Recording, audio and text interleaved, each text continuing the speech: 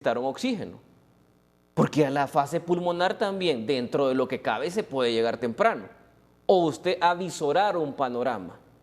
Porque hay muchas personas que requieren tratamiento AAA sin tener manifestaciones clínicas, sin tener los síntomas de fase pulmonar. ¿Y cómo se da cuenta de esos síntomas usted o esos marcadores? Las pruebas laboratoriales. Cuando aparece esa proteína C reactiva elevada, cuando aparece la ferritina elevada, la velocidad de eritrosedimentación, no tienen que esperar el médico que el paciente comience con la dificultad respiratoria, el dolor en el pecho, para saber que la fase pulmonar está por venir. O sea, nosotros no podemos adelantar perfectamente a actuar. En algunos casos, las personas comienzan con esos síntomas y en ese momento no hay que dar más tiempo para el requerimiento de oxígeno. Porque ¿qué es lo que está ocurriendo? Y eso a lo que hablamos de que 30.5 requirió en este estudio el AAA. Pero es que cuando llegan a los centros asistenciales no es el 30.5%, es el 100%. Si las personas que buscan asistencia hospitalaria a nivel público son personas que ya no pueden respirar, entonces llegan a una fase pulmonar estadio 2B. O sea, ya no andan y los marcadores inflamatorios les salen al triple. Entonces, ¿en qué está el punto? En el poder identificarlo. Porque si a mí me dicen que tienen una persona con oxígeno y con maíz, la terapia falla. El enfoque falló. Y el que se ha equivocado es el que conduce. Porque tiene que saber que tiene que dar esa terapia e incluir los dos medicamentos que hacen efecto antiinflamatorio y el anticoagulante. ¿Por qué es el anticoagulante? Porque viene la tercera fase. ¿Y cuál es la tercera fase? La formación de microcoágulos y vienen después los infartos pulmonares, que son la principal alteración. Entonces hay que saber definirlo, pero la misma fisiopatología, el comportamiento de la enfermedad nos dice, ojo, ojo, que si esa persona en fase viral está teniendo fiebre, hay que pararle la fiebre. Le damos acetaminofén, sí. ¿Y qué pasa si con el acetaminofén no lo arreglamos? Le damos ibuprofeno. No estamos en contra de dar ibuprofeno. También lo empleamos. O sea, el principal desencadenante que haya inflamación y que después llegue a la inflamación pulmonar y luego a lo que se llama esa tormenta de citoquinas y a la formación de los microcoágulos es la inflamación. Y el principal aviso es la fiebre. Y si usted no para la fiebre, en 48 horas la fase pulmonar le va a venir. Entonces, emplea acetaminofén porque está puesto en las normas, pero si el acetaminofén no es suficiente, tiene que darle ibuprofeno desde el momento. O sea, cualquier estrategia que usted emplee con tal que le pare la fiebre. Y la fiebre sí es el síntoma principal. Los estudios más grandes, con más de 10.000 personas estudiadas por COVID-19 en el mundo, establecen que el 80% de las personas que acuden a un centro asistencial tienen fiebre. Pero en Honduras, en los datos nacionales, nos hablan que es la tos insistente. Entonces, tos y dolor torácico es fase pulmonar 2A y 2B. Por eso es que hoy tenemos, según el dato de SINAGER, 1.364 personas hospitalizadas. Y no hay más porque no hay cupos. Eso hay que establecerlo también.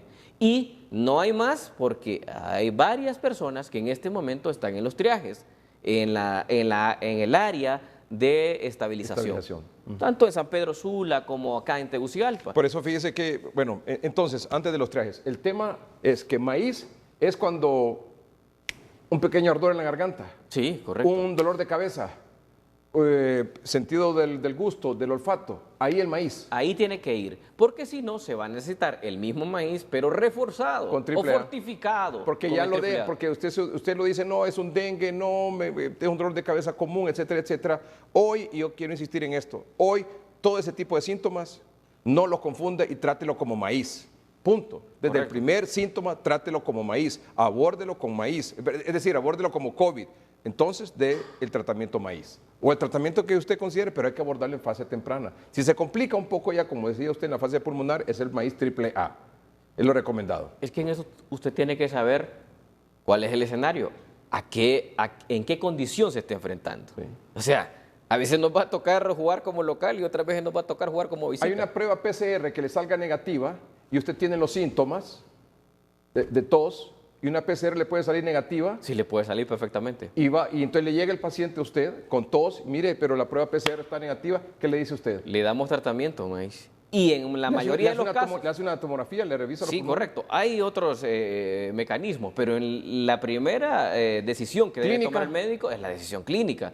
O sea, hay personas, como los que tuvimos el fin de semana, que con pruebas negativas, que generalmente lo hacen a través de pruebas rápidas porque lo hacen de manera temprana, no han salido los anticuerpos todavía identificados y al revisarlos se le escuchan los crépitos, que son las flemas, la inflamación que se hace a nivel pulmonar, y esa persona lo enviamos a hacer estudios, le iniciamos tratamiento, porque al lado del lo primero ante todo es el tratamiento, después va la confirmación, pero ese segundo es clave para poder parar la condición y que no evolucione a más, porque no nos podemos dar el lujo de caer en una fase donde requiramos mayor cantidad de oxígeno y, por sobre todo, una cama de hospital donde el tratamiento es de mayor complejidad. Entonces tenemos que actuar según el caso e individualizarlo, porque ese es el éxito.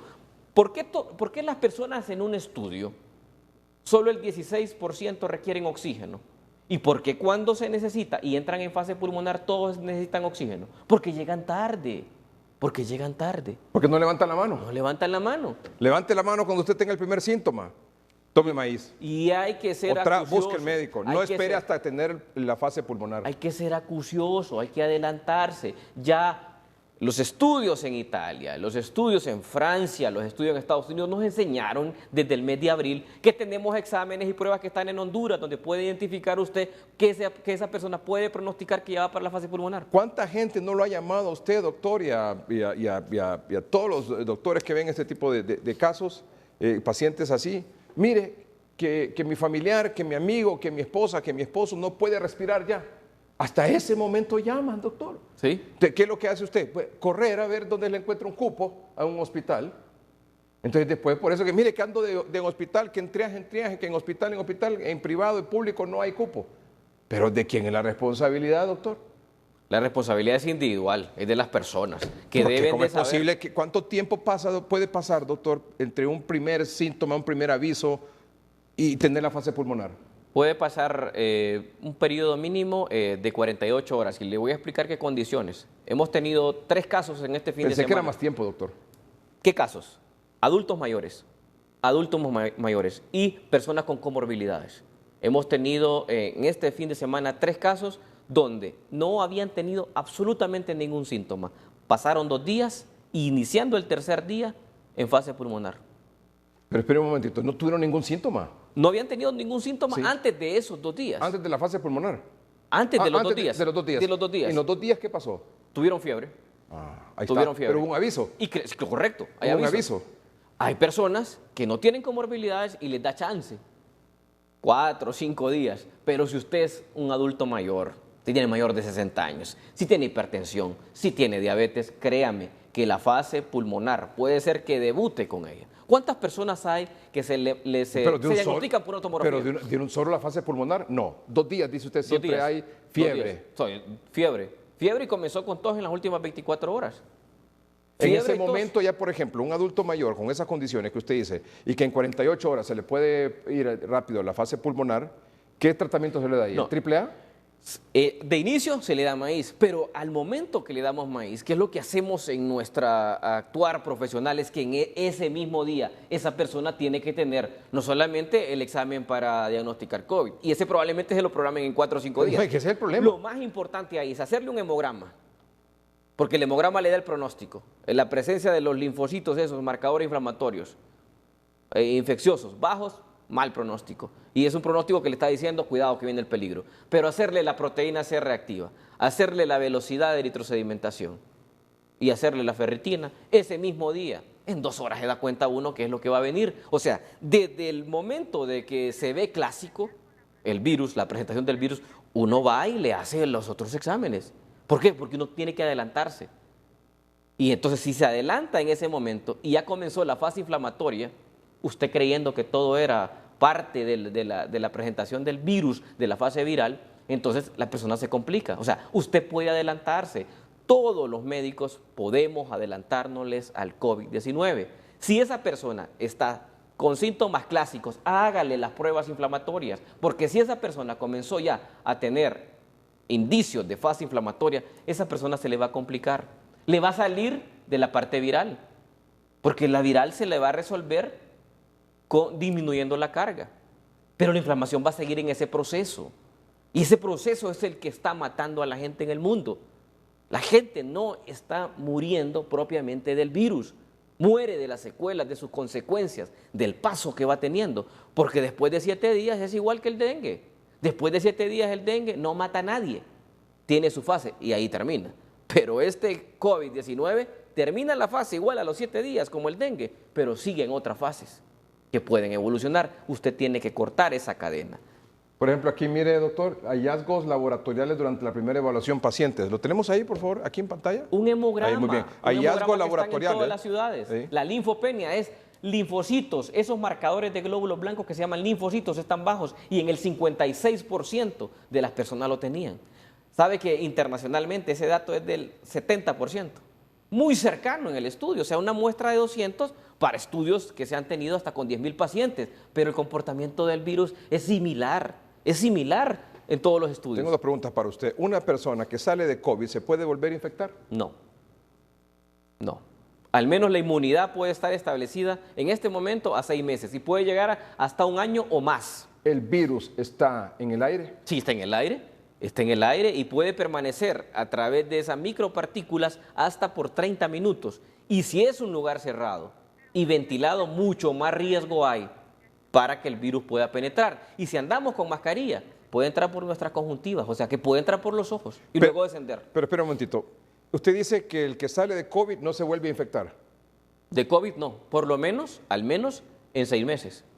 Pero si toca aquí y aquí hay COVID y toca a otro, ¿se lo pasa? Correcto, se lo pasa. Aunque a esta persona no se desarrolle, Sí. pero lo pasa. Porque si yo tuve COVID y ya me recuperé y yo toco esta superficie, soy un vehículo. Soy como ese papel que usted está entregando a otra persona. Vehículo sigo siendo. Mucho ojo con eso. Y Sí. es importantísima pregunta lo que usted ha hecho hoy. Exactamente. Porque hay muchas personas ya. Yo he dicho también que como no se pueden hacer pruebas, aquí en Honduras hay a lo menos 15,000 personas que ya superaron el COVID-19. Hay 15,000, mínimo 15,000. Entonces, pero sí pueden servir de vehículo para infectar a otros, totalmente. Uno de COVID no se vuelve a infectar, Pero sí puede infectar a otra persona. pero sí puede infectar. Sí es un Correcto. vehículo transmisor. Correcto, eso es cierto. Y está en el aire entonces. Está en el aire. Eso lo dijimos en una de las entrevistas en el mes, a finales de marzo, en el noticiero hoy mismo. Y se vino a ratificar, porque la Organización Mundial de la Salud en su momento ya había planteado eso. Y luego posteriormente lo retiró. Y ahora O sea que, nuevamente por lo ha ejemplo, puesto. doctor, cuando usted me dice que está en el aire, entonces la única manera de combatir eso es la mascarilla permanente. Correcto. Ahí está, la mascarilla permanente. La mascarilla. Y algo muy importante que se ha descubierto en los últimos estudios es que existirá un número de personas que nunca desarrollará anticuerpos, al menos demostrado, aún Sí. teniendo la enfermedad. Entonces, esta enfermedad nos está dejando mucha enseñanza. Hay formación de un tipo de anticuerpos que ya se han encontrado en personas sin haber tenido el virus también, que son estudios que se han hecho en los Estados Unidos principalmente con un sistema inmunológico marcado por lo que se llaman linfocitos T. Este fin de semana revisaba mucha literatura al respecto de informes nuevos que hay personas que se les encontró sin haber tenido el virus ya anticuerpos, linfocitos T. Y esos anticuerpos, que no son los anticuerpos de inmunoglobulina, ya andan circulando y le permiten a la persona no enfermar. ¿Sabe qué me decía una directora de hospital donde ven casos COVID? Me decía, mire, la mayor parte de las personas que están aquí, sobre todo de la tercera edad, me dice, cuando uno los entrevista, ¿verdad?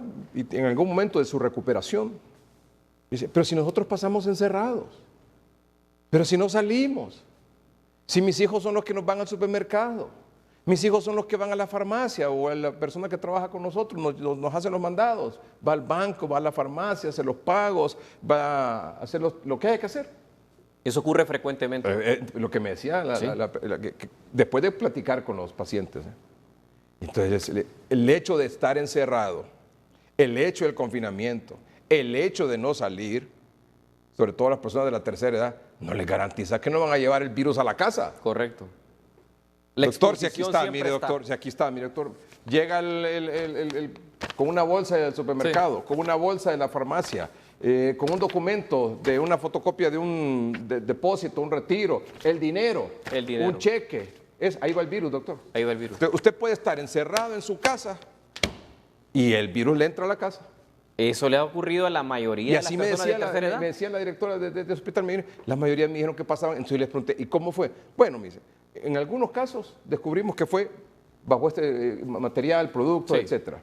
Pero otros, reuniones familiares, que supuestamente todos o son asintomáticos o se han hecho pruebas. Y como es la familia, dicen. Y como es la familia, exactamente, Comillas. el círculo íntimo, el círculo cercano, ahí le llevan el virus a los señores que están en su casa.